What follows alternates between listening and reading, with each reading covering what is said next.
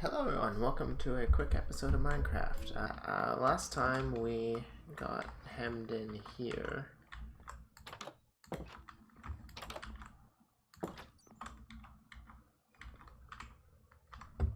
And now, what have we got?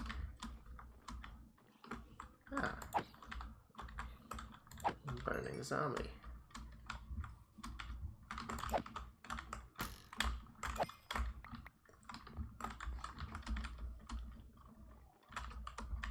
Okay, so what is on the agenda for today? I'm going to stick some iron ore in a furnace, and then I'm going to start building the wall. Hello, spider.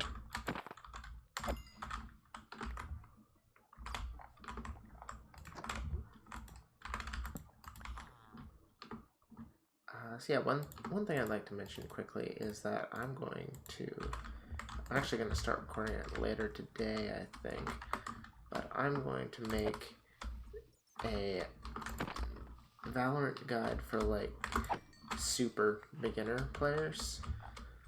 Like, I'm not talking people who've never played Valorant before. I'm talking people who've like barely ever played an FPS game before, because most of them require a decent amount of, or a decent level of hardware to run.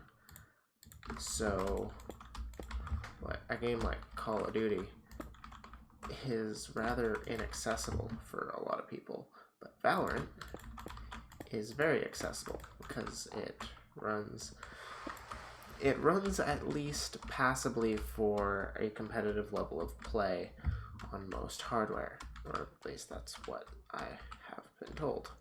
And by have been told, I mean I have read online posted by devs. And you know, I'd like to think that the devs thoroughly check what hardware can run their game. So yeah, just with that in mind, I'm going to make a little guide, and yeah, it's gonna start out assuming the person knows nothing, so if you watch it and you're like, oh, this is treating me like an idiot, it's not. It's just something to be inclusive for everyone, because it might surprise some FPS players to know that not everyone plays FPS games, and especially not everyone is good at FPS games. Like, I remember when I played Apex for the first time.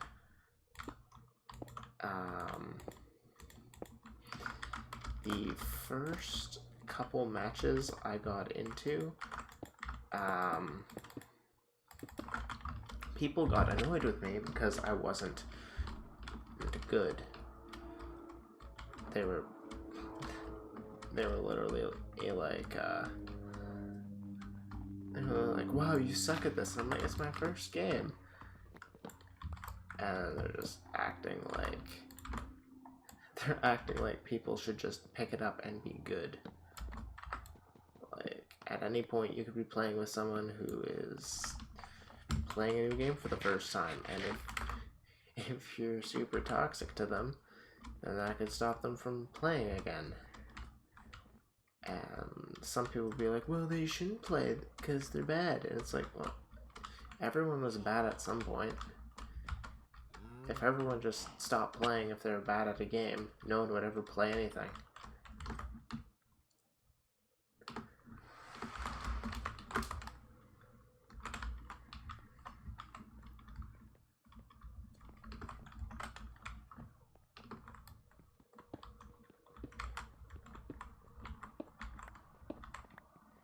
So yeah, I want to make a guide that hopefully smooths the transition for newer players, because I know that can be tough. And even if you have played an FPS game before, there's probably going to be something in Valorant for you, or in the Valorant guide for you, just because there are some things that you won't quite get if you haven't played a tactical shooter before. Like I've seen some players who have honestly pretty damn good aim, but they don't quite understand that you can't move and shoot in tactical shooters. Well, technically you can, but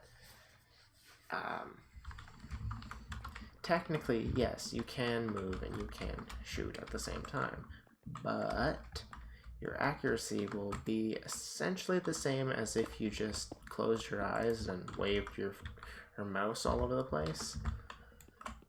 Actually, you might have a better chance of hitting a shot like that if you're not moving.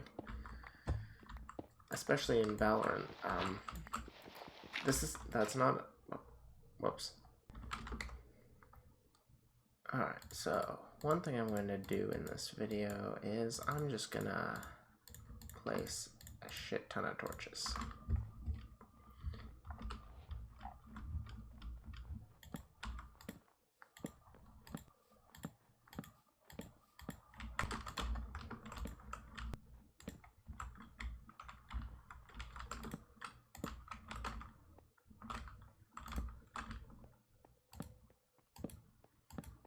And the reason I'm placing all these torches is because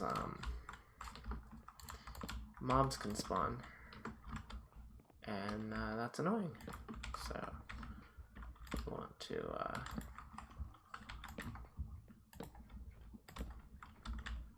ensure that they don't spawn.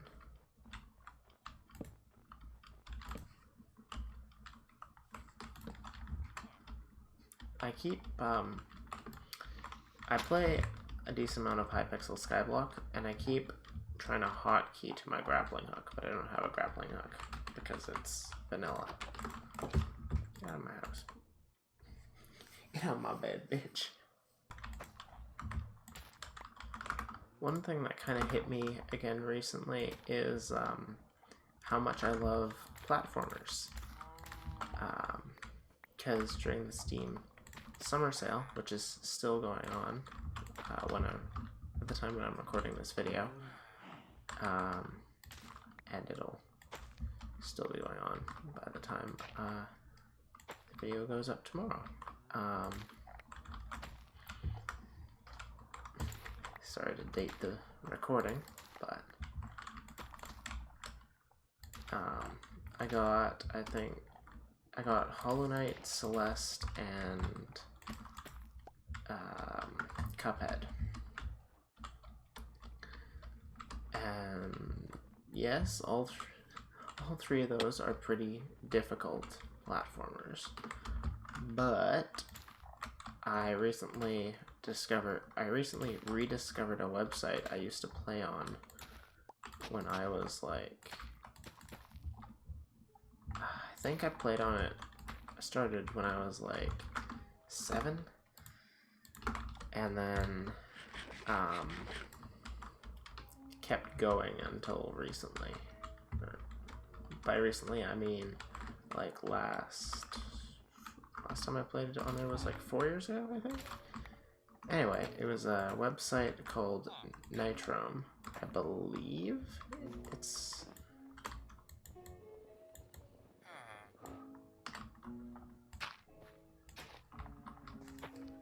I believe they're a British company, but I could be wrong. Bruh, I just planted that potato.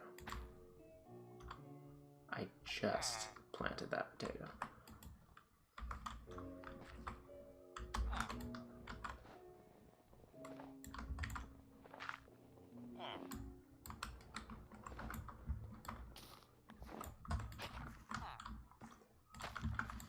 Okay, I'm destroying this. You cannot be trusted with a composter. I'm putting your composter there, because you cannot be trusted. Yeah, it was a website called Nitrome, and I think that's how you pronounce it. I've never actually heard anyone else pronounce it. But it's basically just a whole bunch of Flash games and stuff that they made They have like I think they have like a studio or something, and they just made a ton of Flash games and shit. And more recently, they haven't released a new Flash game in like 5 years, I think. 5 or 6 years. But they've been releasing like legit games on like Steam, and I think they had a game come to Nintendo Switch. So that's pretty cool. Because they made very high quality games, and they also made some but a lot of those games were brutally difficult platformers. And yeah, I probably sunk a couple thousand hours at least into their site.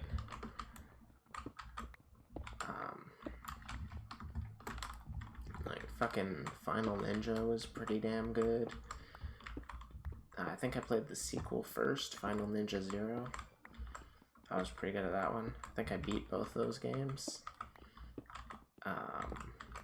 There was some that I definitely didn't beat.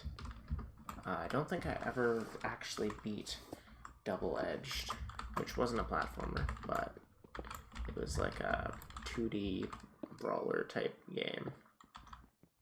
Well, it's a mixture of 2D and 3D. But it was very difficult.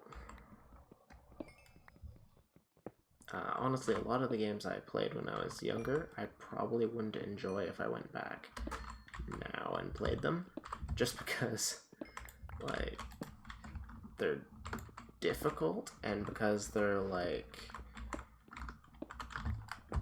not made by huge game studios. Well, even games made by huge game studios have these problems, but they had some definite bugs. Like, even in Nitrom games, which are usually pretty good, they still had the odd bug. Like one time, I was playing through Double Edged, and I managed to get to the final boss, and it just froze. And I was just like, okay, cool. Reload the page, because I had no other choice, and it reset my progress, because that's what games did back in those days.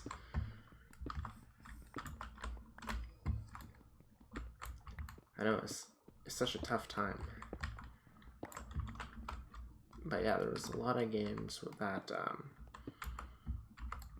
you could just put like hours and hours and hours into. And I could only play on the computer like a couple hours a day. So like I was brutally aware of the amount of time I would have to spend. And there were some games, none by Nitrom, because all their games were free and better. But there was one game that I can't remember the name of that had like a demo where you could play just the first 4 levels. I played like the first 4 levels 15, 16 times because it was fun.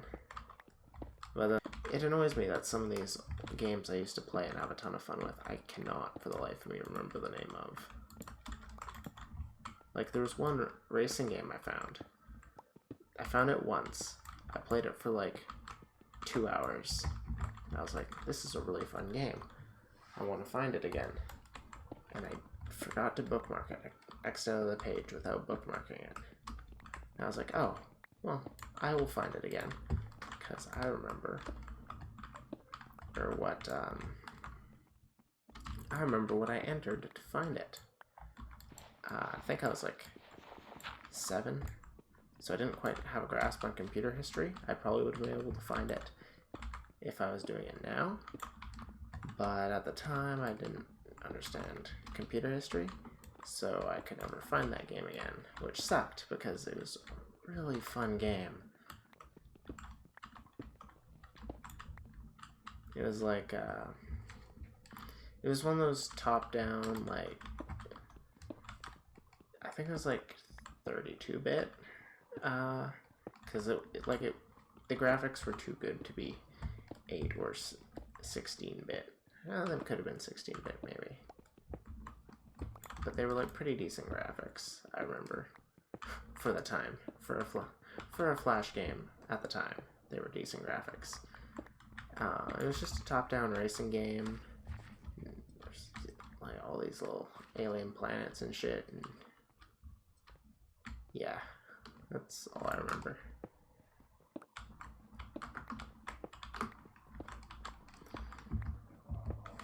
But yeah, I got Celeste because I was like, oh, I used to be really good at platforming games.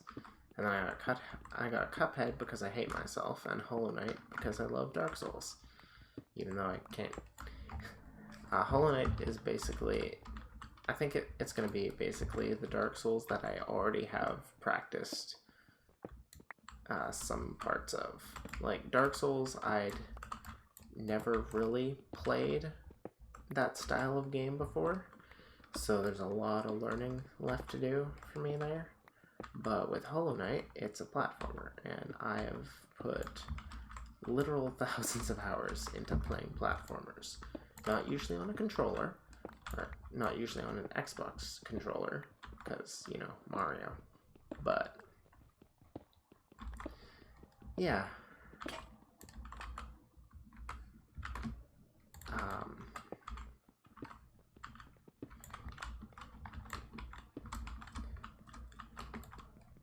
Yeah, I might make videos on these games at some point, but I don't know, I want to just kind of play them, you know? I want to play them and enjoy them, and like, I think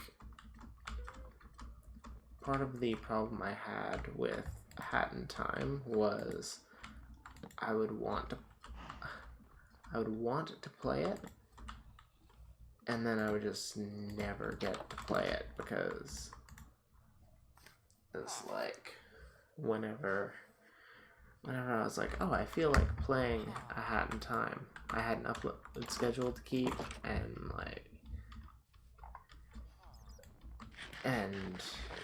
friends' schedules to work around and stuff, and that was when my friends were playing games a ton. So like now I have no problem doing a Hat in Time playthrough. I think right now the only game that I don't really play that I wish I could play more of is Valorant. Because like I've been doing in like one quote-unquote level of Celeste every night, and it's been really fun. It's been a really good pace, and I think the first one only took me 18 minutes. The second one took me 34 minutes, I want to say.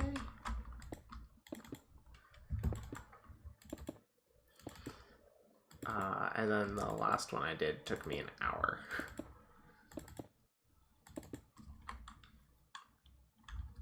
And that would be... I'm trying to remember what the first 3 stages are. I know the last one was the hotel. The second one was the ruins.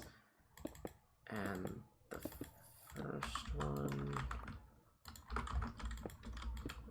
First one might have just been... Oh yeah, first one I think was Abandoned City.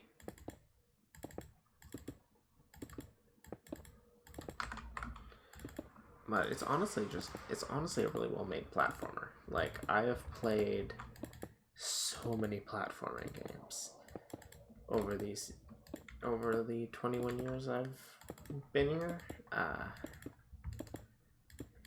And I'd say it's one of the better ones. The controls are precise, and they're not lenient, but again, they're precise. So, like, they will do what you do.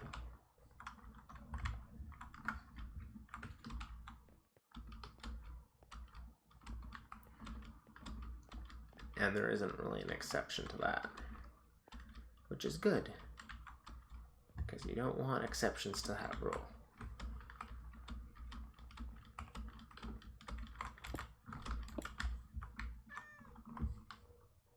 Aww.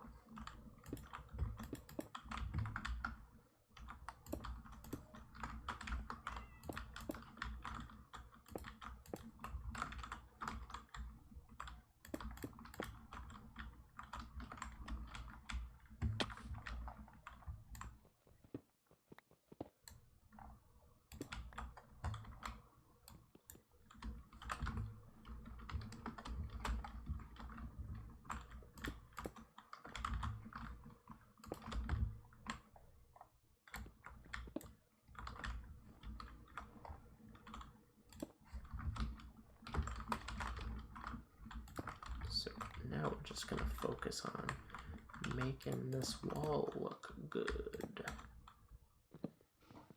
Yeah, I don't have a ton more to say in this video, so I'm gonna wrap this up pretty quick here. Alright, well, I'm out of stone, so that means I'm out of time for this episode. So thank you everyone for watching. I'm gonna try to do a Friday video this week. It'll probably either just be normal Valorant gameplay or an actual Valorant guide or something.